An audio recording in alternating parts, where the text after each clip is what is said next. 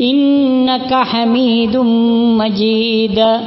اللهم بارك على محمد وعلى آل محمد كما باركت على إبراهيم وعلى آل إبراهيم إنك حميد مجيد. أما بعد فإن خير الحديث كتاب الله وخير الهدي هدي محمد صلى الله عليه وسلم وشر الأمور محدثاتها وكل محدثة بدعة وكل بدعة ضلالة. أيها الناس أوصيكم عباد الله وإياي أولا بتقوى الله. أعوذ بالله من الشيطان الرجيم. بسم الله الرحمن الرحيم. ونريد أن نمن على الذين استضعفوا في الأرض ونجعلهم أئمة ونجعلهم الوارثين ونمكن لهم في الأرض ونري فرعون وحامان وجنودهما منهم ما كانوا يحذرون. സമാദരണീയരായ സത്യവിശ്വാസികളെ, മാന്യ സത്യവിശ്വാസിനികളെ, അള്ളാഹുവിൻ്റെ വിധിവിലക്കുകൾ മാനിച്ച് ധർമ്മനിഷ്ഠയോടെ മുഅ്മിനുകളും മുത്തഖികളുമായി ജീവിക്കാൻ ശ്രദ്ധിക്കണമെന്ന് എന്നോടെന്ന പോലെ നിങ്ങളോടും ഞാൻ ആദ്യമേ ഉണർത്തുകയും തഖ്വ കൊണ്ട് വസിയ്യത്ത് ചെയ്യുകയും ചെയ്യുന്നു.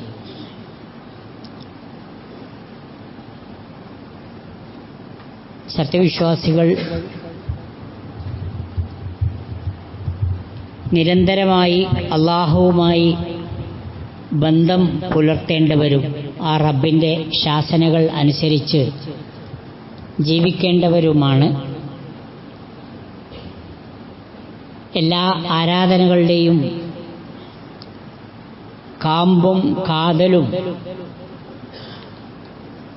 ദിക്റുള്ളയിൽ അധിഷ്ഠിതമായ ഈ സംഗതികൾ തന്നെയാണ് എന്നതാണ് ഒന്ന് രണ്ട് ഖുത്ബയിലൂടെ നമ്മൾ കേട്ടത്. അള്ളാഹുവിനെ കൂടുതൽ സ്മരിക്കുന്നതിനും ഇബാദത്തുകൾ വർദ്ധിപ്പിക്കുന്നതിനുമായിട്ടാണ് ഇസ്ലാമിൽ വിവിധ മാസങ്ങൾക്ക് വിവിധ ദിവസങ്ങൾക്ക് ഒക്കെ പ്രത്യേകത കൽപ്പിച്ചിട്ടുണ്ട്. അതിൽപ്പെട്ട ഒരു സംഗതി തന്നെയാണ് മുഹറം മാസവുമായി ബന്ധപ്പെട്ട കാര്യങ്ങൾ. പവിത്രമായ മുഹറം മാസത്തിലാണ് നാം ഉള്ളത്. ഏറെ പ്രാധാന്യമർഹിക്കുന്ന സംഗതികൾ മുഹറം മാസത്തിൽ പഠിക്കാനായി അല്ലാഹു സുബ്ഹാനഹു വ തആല വിശ്വാസികൾക്ക് നൽകിയിട്ടുണ്ട്. മുഹറം എന്ന പദം തന്നെ ആദരണീയമായ, പവിത്രമായ, പരിപാവനമായ, വിശുദ്ധമായ, യുദ്ധം നിഷിദ്ധമായ എന്നൊക്കെയുള്ള അർത്ഥത്തിലാണ് വന്നിട്ടുള്ളത്.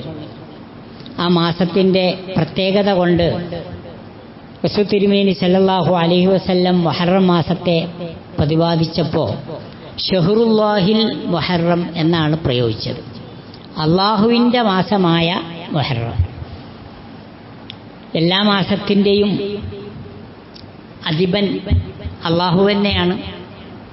അള്ളാഹു ഭൂമുഖത്തെ സൃഷ്ടിച്ചപ്പോൾ തന്നെ മാസങ്ങൾ 12 കണക്കാക്കിയിട്ടുണ്ട്. അതിൽ പരിപാവനമായ മാസങ്ങളായി എണ്ണിപ്പറഞ്ഞിടത്ത് ഈ മുഹറത്തെയും അല്ലാഹു സുബ്ഹാനഹു വ തആല ഉൾപ്പെടുത്തിയിട്ടുണ്ട്. ജാഹിലിയ കാലത്തും ഈ 3-4 മാസങ്ങൾ പവിത്രമായിട്ടാണ് ഗണിച്ചു പോകുന്നത്. ഇസ്ലാം ആ പവിത്രതയെ ഒന്നുകൂടെ വിശ്വാസികളുടെ മനസ്സിൽ ഊട്ടിയുറപ്പിക്കുകയാണ് ചെയ്തത്. ഹജ്ജ് കഴിഞ്ഞ് ആളുകൾക്ക് സമാധാനപരമായി അവരുടെ താവളങ്ങളിലേക്ക് തിരിച്ചു പോകാൻ വേണ്ടി കൂടിയാണ് അവിടെ യുദ്ധം ഹറാമായി ഇസ്ലാം കൽപ്പിച്ചത്. വാണിജ്യ വിഷയങ്ങൾ മുതൽ ഒട്ടേറെ ഉപകാരങ്ങൾ ഹജ്ജ് എന്ന ആരാധനാകർമ്മങ്ങളിലൂടെ വിശ്വാസി സമൂഹം നേടിയെടുക്കേണ്ടതുണ്ട്. പണ്ട് കാലത്തൊക്കെയാണെങ്കിൽ മൃഗങ്ങളുടെ പുറത്ത് ഉള്ള യാത്ര ദുഷ്കരമായിരുന്നു. അങ്ങനെ അവർക്ക് അവരുടെ നാടുകളിലേക്ക് സമാധാനപരമായി തിരിച്ചു പോകാനുള്ള ഒരു അവസരം കൂടെ ഈ ഹജ്ജിന് ദുൽഹജ്ജ് മാസത്തിൻ്റെ പിറകെ മുഹറം മാസം കൂടി പവിത്രമായ യുദ്ധം ഹറാമാക്കപ്പെട്ട മാസമായി ഗണിക്കുക വഴി ലഭിച്ചു.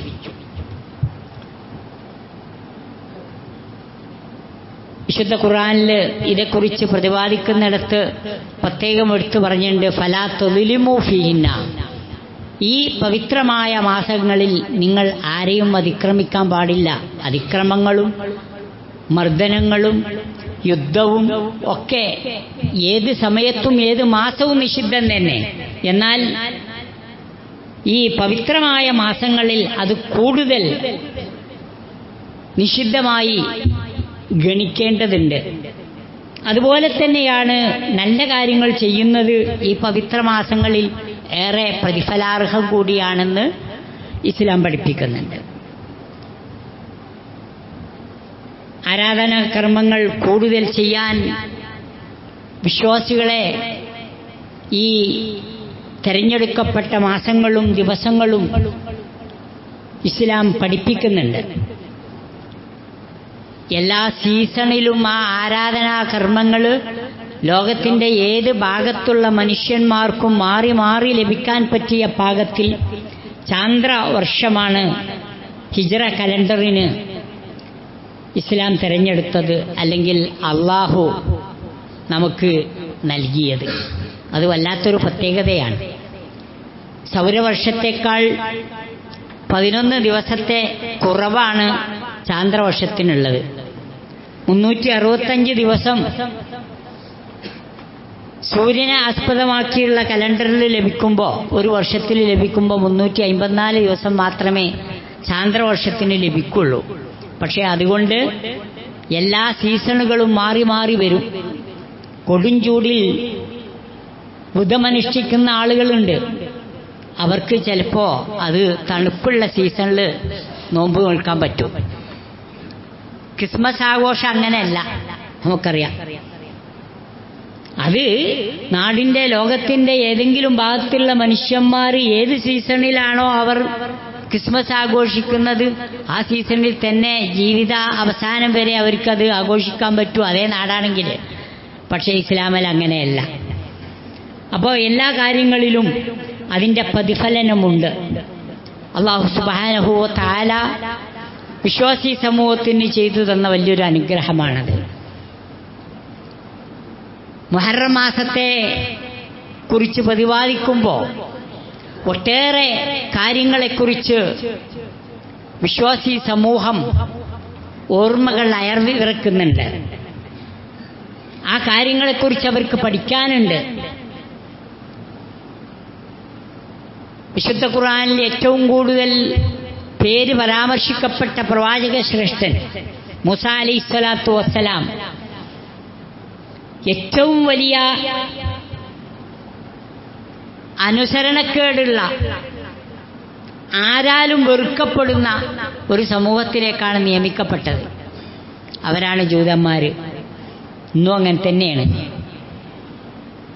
അവരെ കൊണ്ടുള്ള ഇടങ്ങേറ് ലോകം മൊത്തം അനുഭവിക്കുന്നുണ്ട്. മുസ്ലിം സമുദായം പ്രത്യേകിച്ചും അനുഭവിക്കുന്നുണ്ട്, ഇപ്പോഴും അനുഭവിച്ചു കൊണ്ടിരിക്കുന്നുണ്ട്.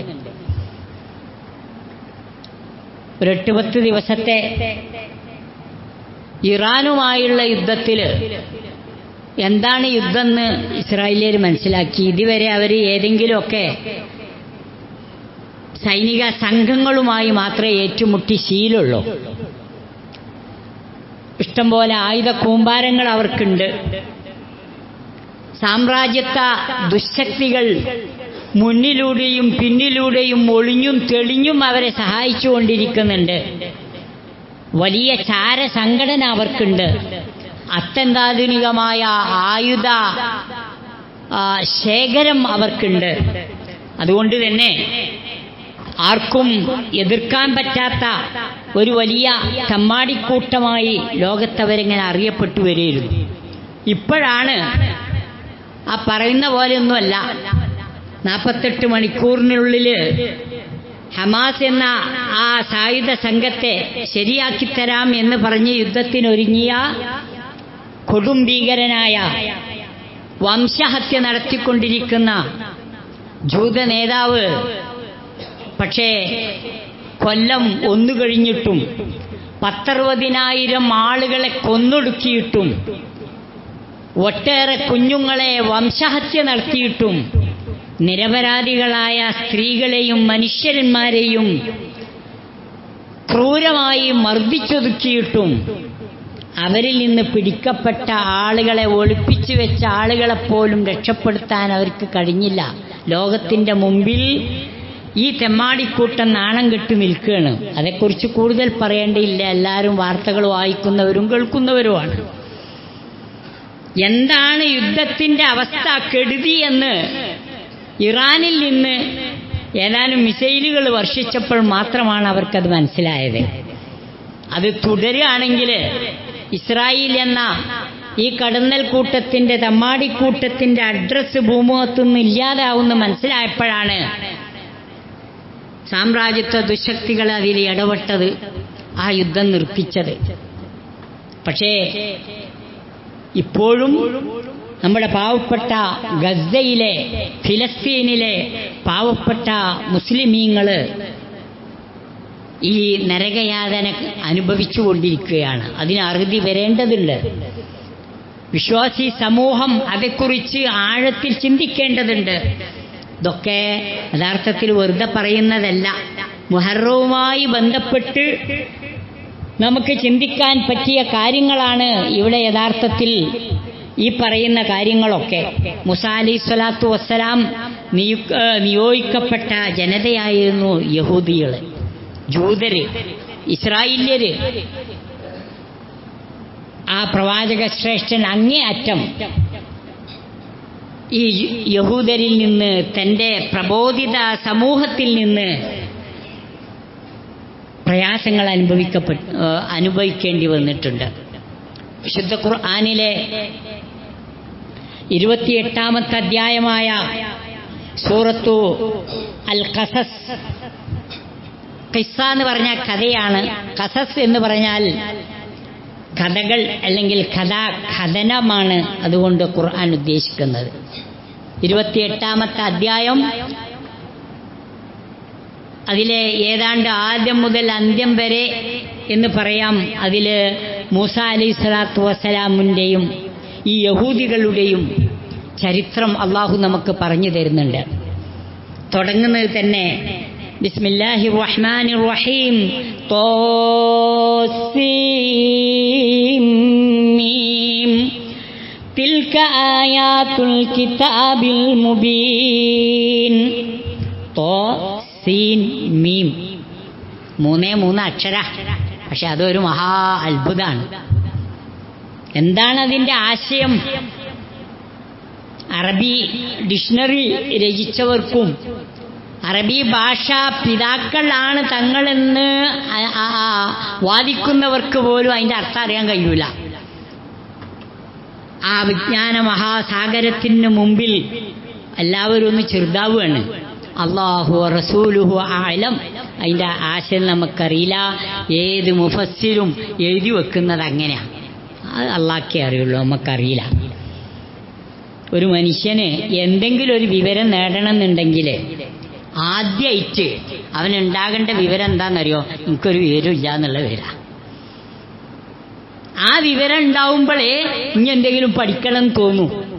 നോക്കൂ നിങ്ങള്, വിശുദ്ധ ഖുർആനിലെ 2-ാമത്തെ അധ്യായം അലിഫ് ലാം മീം, അങ്ങനെ കുറെ മുഖത്തആത്തായ അക്ഷരങ്ങൾ കൊണ്ട് തുടങ്ങുന്ന സൂറകളുണ്ട്. വിശിഷ്യ ഖുർആനുമായി ബന്ധപ്പെട്ട കാര്യങ്ങൾ പറയുമ്പോഴാണ് ഇത്തരം അക്ഷരങ്ങൾ കൊണ്ട് അല്ലാഹു സുബ്ഹാനഹു വ തആല അത്ഭുതം തീർക്കുന്നത്. അവിടെ നമുക്കറിയില്ല, ഇനിയാണ് അവൻ പഠിക്കേണ്ടത്, അറിയാത്തവനാണ് പഠിക്കേണ്ടത്. അടുത്ത ആയത്ത് തിൽക ആയാത്തുൽ കിതാബിൽ മുബീൻ, സ്പഷ്ടമായ വേദഗ്രന്ഥത്തിലെ വചനങ്ങളത്രേ അവ. നത്ലൂ അലൈക മിൻ നബൈ മൂസ വഫിർഔന ബിൽ ഹഖ് ലിഖൗമി യുഅ്മിനൂൻ. വിശ്വസിക്കുന്ന ജനങ്ങൾക്ക് വേണ്ടി മൂസ അലൈഹിസ്സലാത്തു വസ്സലാമിൻ്റെയും അദ്ദേഹത്തിൻ്റെ കാലത്ത് ജീവിച്ച ഫറോവമാരിൽ റാംസിസ് ദ സെക്കൻഡ് എന്ന പേരിൽ അറിയപ്പെടുന്ന ഫിർഔനിൻ്റെയും വൃത്താന്തത്തിൽ നിന്നും സത്യപ്രകാരം ചില കാര്യങ്ങൾ നാം പ്രവാചകരെ നിങ്ങളെ ഓതിക്കേൾപ്പിക്കുകയാണ്. ഇന്ന ഫിർഔന അലാ ഫിൽ അർദ് വജഅല അഹ്ലഹാ ശിയഅ യസ്തദ്ഇഫു ത്വാഇഫതൻ മിൻഹും യുദബ്ബിഹു അബ്നാഅഹും വയസ്തഹ്യീ നിസാഅഹും ഇന്നഹു കാന മിനൽ മുഫ്സിദീൻ. തീർച്ചയായും ഫിർഔൻ നാട്ടിൽ വല്ലാതെ ഔന്നിത്യം നടിച്ചു. അവിടത്തുകാരെ അവൻ വ്യത്യസ്ത കക്ഷികളാക്കി തീർക്കുകയും ചെയ്തു. അവരിൽ ഒരു വിഭാഗത്തെ ദുർബലരാക്കിയിട്ട് അവരുടെ ആൺമക്കളെ അരുങ്കൊല നടത്തുകയും അവരുടെ പെൺമക്കളെ ജീവിക്കാൻ അനുവദിക്കുകയും ചെയ്തുകൊണ്ട് തീർച്ചയായും അവൻ നാശകാരികളിൽപ്പെട്ടവനായിരുന്നു. ഓരോ പദപ്രയോഗവും നമുക്ക് വലിയ ആശയങ്ങൾ നൽകുന്ന രൂപത്തിലുള്ളതാണ്. ആരായിരുന്നു ഫിർഔൻ? എന്തായിരുന്നു ജനങ്ങളുടെ മേൽ ആ ഭരണാധികാരി അടിച്ചേൽപ്പിച്ചത്? എങ്ങനെയായിരുന്നു ആ ജനങ്ങളെ അയാൾ ഭരിച്ചിരുന്നത്? ആ രൂപത്തിൽ ഒരുപാട് ചരിത്രങ്ങളുള്ള സംഗതികൾ സംക്ഷിപ്തമായിട്ട് അല്ലാഹു സുബ്ഹാനഹു വ തആല വിശ്വാസികളുടെ മുമ്പിൽ ആ ഫറോവയുടെ വൃത്താന്തം പറഞ്ഞു തരികയാണ്. അതിൻ്റെ ഒടുവിൽ അല്ലാഹു സുബ്ഹാനഹു വ തആല പറയുന്ന ഒരു കാര്യമുണ്ട്. വനുരീദു അൻ നമുന്ന അലല്ലദീന സ്തുദ്ഇഫു ഫിൽ അർദ്. ഖുത്ബയുടെ ആദ്യത്തിൽ ഞാൻ ഓതിക്കേൾപ്പിച്ച 28-ാമത്തെ അധ്യായമായ സൂറത്തുൽ ഖസസിലെ 5-ാമത്തെ വചനം. വനുരീദു അൻ നമുന്ന ഇന്നും ഏറെ പ്രസക്തമായ സംഗതിയാണ്. അല്ലാഹു സുബ്ഹാനഹു വ തആല പറയുന്നു, നാം ആകട്ടെ ഭൂമിയിൽ അടിച്ചമർത്തപ്പെട്ട ദുർബലരോട് ഔദാര്യം കാണിക്കുവാനാണ് ഉദ്ദേശിക്കുന്നത്. ഏതൊരു സത്യവിശ്വാസിയുടെ മനസ്സിലും ഉൾക്കുളിർമ, സന്തോഷമുണ്ടാക്കുന്ന, പ്രതീക്ഷയുണ്ടാക്കുന്ന വാക്കുകളാണിത്. ഭൂമിയിൽ അടിച്ചമർത്തപ്പെട്ട ആളുകൾക്ക് അനുഗ്രഹം ചൊരിയാനാണ് അല്ലാഹു ഉദ്ദേശിക്കുന്നത്. വനജഅലഹും അയിമ്മ വനജഅലഹുമുൽ വാരിസീൻ. അങ്ങനെ അവരെ നേതാക്കന്മാരാക്കി മാറ്റുവാനും നാടിൻ്റെ അനന്തരാവകാശികളാക്കി അവരെ മാറ്റിയെടുക്കുവാനുമാണ് അല്ലാഹു ഉദ്ദേശിക്കുന്നത്. ചരിത്രം പരിശോധിച്ചാൽ ഈ പറയുന്ന കാര്യങ്ങളൊക്കെ വളരെ വ്യക്തമായി നമുക്ക് കാണാൻ പറ്റും. വനുമക്കിന ലഹും ഫിൽ അർള്. അതുപോലെ തന്നെ മർദ്ദിതരായ ആളുകൾക്ക് ഭൂമിയിൽ സ്വാധീനം നൽകുവാനുമാണ് നാം ഉദ്ദേശിക്കുന്നത്. വനുരിയ ഫിർഔന വഹാമാന വജുനൂദഹുമാ മിന്നും മാ കാനൂ യഹ്ദറൂൻ. ഫിർഔനെയും ഹാമാനെയും അതുപോലെ തന്നെ അവരുടെ സൈന്യങ്ങൾക്കും അവരെന്തൊരു കാര്യമാണോ ഭയപ്പെട്ടിരുന്നത് അത് കാണിച്ചു കൊടുക്കുവാനുമാണ് നാം ഉദ്ദേശിക്കുന്നത്. ചരിത്രം എത്ര സംക്ഷിപ്തമായിട്ടാണ് ഖുർആൻ നമ്മുടെ മുമ്പിൽ വെക്കുന്നത് നോക്കൂ നിങ്ങൾ. മൂസാ അലൈഹിസ്സലാത്തു വസ്സലാം ജനിക്കുന്ന സമയത്ത് അദ്ദേഹത്തിന് ജനിക്കാനുള്ള അവകാശം അവിടെ നിഷേധിക്കപ്പെട്ട ഒരു അവസ്ഥയായിരുന്നു സംജാതമായി എന്നത്. ഇസ്രായേലിലെ മുഴുവൻ ആണുങ്ങളെ മുഴുവൻ കൊന്നൊടുക്കുകയായിരുന്നു. അങ്ങനെയാണ് അദ്ദേഹം നദിയിൽ ഒഴുക്കപ്പെട്ടത്. നമുക്കറിയാവുന്ന സംഗതി.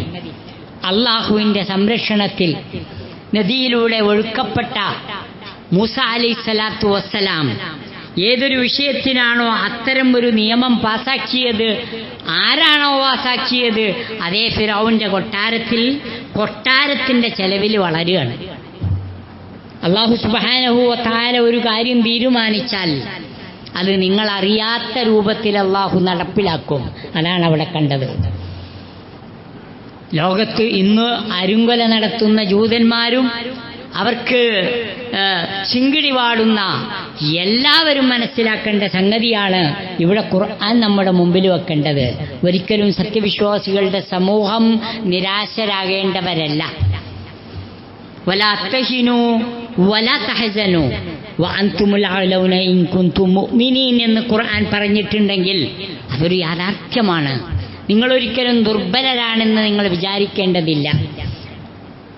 ആ ദുനിയാവിലുള്ള പരാജയം കണ്ടിട്ട് നിങ്ങൾ സങ്കടപ്പെടേണ്ടതുമില്ല.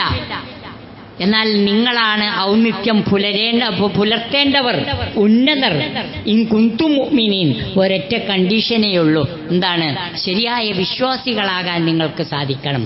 എങ്കിൽ അല്ലാഹുവിൻ്റെ സഹായം നിങ്ങൾക്ക് കിട്ടും. ഇതുപോലുള്ള ഒരുപാട് സംഗതികൾ ഈ മുഹറം നമ്മുടെ മനസ്സിലേക്ക് ഇട്ടു തരുന്നുണ്ട്. ആ കാര്യങ്ങളൊക്കെ നമ്മൾ പഠിക്കേണ്ടതുണ്ട്. ഹിജ്റ എന്ന മഹത്തായ സംഗതിയുമായിട്ട് ബന്ധപ്പെട്ട് ഈ മുഹറം മാസത്തിൽ നാം സംസാരിക്കാറുണ്ട്. യഥാർത്ഥത്തിൽ ഹിജ്റ നടന്നത് റബിയുൽ അവൽ മാസത്തിലാണെങ്കിലും ഹിജ്റ കലണ്ടറിലെ ആദ്യ മാസമായ മുഹറത്തിലാണ് അതേക്കുറിച്ച് കൂടുതൽ പ്രതിപാദിക്കാറുള്ളത് എന്ന് മാത്രം, ഓർക്കാറുള്ളത് എന്ന് മാത്രം. ആ ഹിജ്റ നമുക്കൊരു വലിയ പാഠമാണ് നൽകുന്നത്. ദുർബലരാണെങ്കിൽ നിങ്ങൾ ആ ദുർബലതയെ മറികടക്കാനുള്ള ഈമാൻ നിങ്ങൾക്കുണ്ടാകേണ്ടതുണ്ട്. അള്ളാഹുവിലുള്ള അചഞ്ചലമായ വിശ്വാസം ഉണ്ടാകേണ്ടതുണ്ട്. റബ്ബിന്റെ സഹായത്തിൽ പ്രതീക്ഷയർപ്പിച്ച് പരീക്ഷണങ്ങളെ അതിജയിക്കാൻ വിശ്വാസി സമൂഹത്തിന് സാധിക്കേണ്ടതുണ്ട്. ഒരുപാട് പാഠങ്ങൾ മുഹറം മാസം നമുക്ക് നൽകുന്നുണ്ട്. ആ പാഠങ്ങളും അതിൻ്റെ സന്ദേശങ്ങളും ഓരോന്നോരോന്നായി നമ്മൾ ചർച്ച ചെയ്യുകയും പഠിക്കുകയും ചെയ്യേണ്ടതുണ്ട്. അതിൽ നിന്ന് പാഠം ഉൾക്കൊള്ളുകയും അള്ളാഹുവിൻ്റെ അനുഗ്രഹത്തിനായി ആത്മാർത്ഥമായി പ്രാർത്ഥിക്കുകയും ചെയ്യുക. അള്ളാഹു നമ്മെ അനുഗ്രഹിക്കുമാറാകട്ടെ.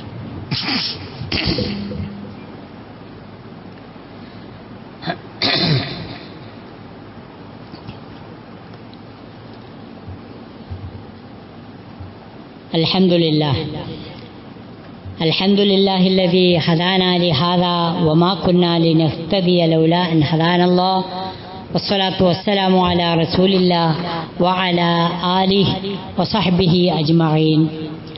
أيها الناس اتقوا الله حق تقاته ولا تموتن إلا وأنتم مسلمون. അള്ളാഹുവിൻ്റെ വിധിവിലക്കുകൾ മാനിച്ച് യഥാർത്ഥ മുഅ്മിനുകളും മുത്തക്കികളുമായി ജീവിക്കാൻ ശ്രദ്ധിക്കണമെന്ന് എന്നോടെന്ന പോലെ നിങ്ങളോടും ഞാൻ ഒരിക്കൽ കൂടി ഉണർത്തുകയും തഖ്വ കൊണ്ട് വസിയത്ത് ചെയ്യുകയും ചെയ്യുന്നു. മുഹറം പരിപാവനമായ മാസമായിട്ടാണ് അള്ളാഹു പരിചയപ്പെടുത്തിയിട്ടുള്ളത്. വിശ്വാസി സമൂഹത്തിന് പാഠമാകേണ്ട ഒരുപാട് കാര്യങ്ങൾ ആ മുഹറം മാസം ഉൾക്കൊള്ളുന്നുണ്ട്. എന്നാൽ ബഹുഭൂരിപക്ഷം വരുന്ന മുസ്ലിമീങ്ങളും മുഹറം മാസത്തെ അല്ലെങ്കിൽ ഈ പവിത്രമായ ദിനങ്ങളെ അഭിശബ്ദ ദിനമായിട്ടാണ് ഗണിക്കുന്നത്.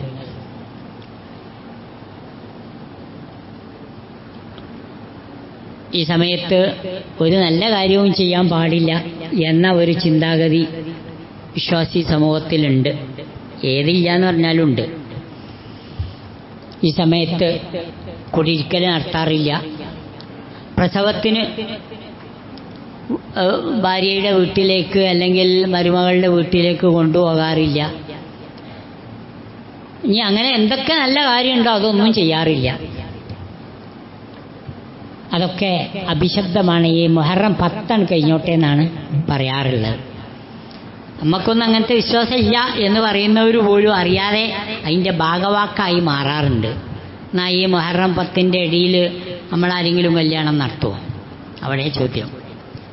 ഇപ്പോൾ വാടകക്കാർ ഒഴിഞ്ഞിരിക്കുകയാണ്, ഭക്ഷണം ഉണ്ടാക്കുന്ന പാചകക്കാർ ഒഴിഞ്ഞിരിക്കുകയാണ്, എല്ലാം ഒഴിഞ്ഞിരിക്കുകയാണ്. നല്ല മട്ടാണ്. ഇപ്പോൾ ഒരു കല്യാണം നടത്താമെന്ന് വിചാരിച്ചിട്ട് ആരെങ്കിലും കല്യാണം നടത്തുമോ? ഇല്ല. കാരണം അഭിശബ്ദ ദിനമാണ് എന്ന് സമൂഹത്തിൽ വല്ലാതെ പ്രചരിച്ചിട്ടുണ്ട്. ഷിയാ വിശ്വാസമാണത്. ഷിയാക്കൾക്കത് കൊടുത്തത് ജൂതന്മാരുമാണ്. മഹാനായ ഇബ്നു ഹജറുൽ ഹൈത്തമി റഹ്മത്തുള്ളാഹി അലൈഹി സംശയലേശമെന്ന് അദ്ദേഹത്തിൻ്റെ ഫത്താവൽ ഹദീസിയയിൽ കൃത്യമായി പറഞ്ഞിട്ടുണ്ട്. ഈ നഹ്സ് എന്ന വിശ്വാസം അന്നദാലിക മിൻ സുന്നത്തിൽ യഹൂദ്, ജൂതന്മാരുടെ ചര്യയാണ്. ലാ മിൻ ഹുദൽ മുസ്ലിമീൻ, അതൊരിക്കലും മുസ്ലിമീങ്ങളുടെ സംഭാവനയല്ല. അൽ മുത്തവക്കിലീൻ അലാ ഖാലിഖിഹിം വബാരിഇഹിം, ഏത് കാര്യങ്ങളും അള്ളാഹുവിൽ ഭരമേൽപ്പിച്ച് സൃഷ്ടാവായ റബ്ബിൽ വിശ്വസിച്ച് ആ റബ്ബിൽ വരമേൽപ്പിച്ച് കാര്യങ്ങൾ ചെയ്യുന്ന വിശ്വാസികളുടെ സ്വഭാവമല്ല, മറിച്ച് ജൂതന്മാരുടെയും ഷിയാക്കളുടെയും സ്വഭാവമാണ് അത് എന്ന് കൃത്യമായി പഠിപ്പിച്ച ശാഫിഈ മദ്ഹബിലെ ഒരു എടുത്തു പറയാവുന്ന പണ്ഡിതനായ ഇബ്നു ഹജറുൽ ഹൈത്തമി ഇങ്ങനെ പറഞ്ഞിട്ടുണ്ടെങ്കിലും അവിടെ ശാഫിഈ മദ്ഹബിൻ്റെ ആൾക്കാരാണ് ഞങ്ങളെന്ന് പറയുന്നവർ അത് ഒഴിവാക്കും, അദ്ദേഹത്തെ വിടും. എല്ലാ കാര്യവും അങ്ങനെ തന്നെയാണ്. സുന്നത്തായ ഒരു കാര്യത്തോട് ഒരു പൊരുത്തപ്പെടാനും അതിനോട് യോജിച്ചു നിൽക്കാനും പലപ്പോഴും ഞങ്ങളാണ് സുന്നത്തിൻ്റെ ആളുകൾ എന്ന് പറയുന്നവരോ ഞങ്ങളാണ് ശാഫിഈ മദ്ഹബിൻ്റെ ആളുകൾ എന്ന് പറയുന്നവരോ തയ്യാറാകാറില്ല. അവർ അവിടെയൊക്കെ തിരഞ്ഞെടുക്കാറുള്ളത് ജൂതവിശ്വാസമാണ് അല്ലെങ്കിൽ ഷിയാ വിശ്വാസമാണ്. അത് നമ്മൾ മനസ്സിലാക്കേണ്ടതുണ്ട്. എന്നാൽ വിശ്വാസികളെ സംബന്ധിച്ചിടത്തോളം പവിത്രമായ ദിനങ്ങളായി ഗണിക്കുന്ന ഈ ദിനത്തിൽ നബി തിരുമേനി സല്ലല്ലാഹു അലൈഹി വസല്ലമ പഠിപ്പിച്ച ഒരു സുന്നത്താണ് ഈ മുഹറം മാസത്തിലെ 9-10 ദിനങ്ങളിൽ നോമ്പനുഷ്ഠിക്കുക എന്നത്. പ്രവാചകൻ മദീനയിലെത്തിയപ്പോൾ അവിടുത്തെ ജൂതരായ ആളുകൾ നോമ്പനുഷ്ഠിക്കുന്നത് കണ്ടപ്പോൾ നബി ചോദിച്ചു, എന്തെന്ന് നിങ്ങൾക്കൊരു പ്രത്യേകത? അപ്പോഴാണ് പറഞ്ഞത്, ഞങ്ങളെ പ്രവാചകൻ മൂസ അലൈഹി സ്വലാത്തു വസ്സലാമിനെ അള്ളാഹു ഫിർഔന്റെ ആ ദുരിതത്തിൽ നിന്ന് രക്ഷപ്പെടുത്തുകയും ഫറോവയെ ചെങ്കടലിൽ മുക്കിക്കൊല്ലുകയും മൂസ അലൈഹി സ്വലാത്തു വസ്സലാമിനെയും വിശ്വാസികളെയും രക്ഷപ്പെടുത്തുകയും ചെയ്ത ദിവസമാണത്. അതിൽ സന്തോഷം രേഖപ്പെടുത്തിയിട്ട് അള്ളാഹുവിന് നന്ദി രേഖപ്പെടുത്തിയിട്ട് ഞങ്ങളുടെ പ്രവാചകൻ മൂസ അലൈഹിസ്സലാം നോമ്പനുഷ്ഠിച്ചിട്ടുണ്ട്, അതുകൊണ്ടാണ് ഞങ്ങൾക്ക് നോമ്പ്. അള്ളാഹിൻ്റെ റസൂല് പറഞ്ഞു, നിങ്ങളെക്കാളും മൂസാനോട് ഏറ്റവും അടുപ്പവും കടപ്പാടുള്ള ആള് ഞാനാ, വഅന അഹഖു ബി മൂസ മിൻകും. അങ്ങനെയാണ് ആഷൂറ നോമ്പ് സുന്നത്തായി പ്രഖ്യാപിച്ചത്. ആഷൂറ നോമ്പ് അതിനു മുമ്പ് നിർബന്ധ നോമ്പായിട്ട് ഗണിക്കപ്പെട്ടിരുന്നു. എന്നാൽ ജൂതന്മാർ നോക്കുന്ന ദിവസം തന്നെ നോറ്റപ്പോൾ ജൂതന്മാരുമായിട്ടൊരു വ്യത്യാസം വരാൻ എല്ലാ വിഷയങ്ങളിലും ഉണ്ട് ആ വ്യത്യാസം. ജൂതന്മാർ ഒരിക്കലും നരച്ച താടി രോമങ്ങളും മറ്റൊന്നും മൈലാഞ്ചി കൊടുക്കാറില്ല.